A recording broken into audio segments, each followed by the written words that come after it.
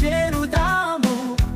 పుస్తకాలు చదువుతాము, మనసు పెట్టి చదువుతాము, జ్ఞానాన్ని పెంచుకుంటాము, ఆటలెన్నో ఆడుతాము, ఉపన్యాసాలు పాడుతాము, సప్తగీతం నేర్చుకుంటాము.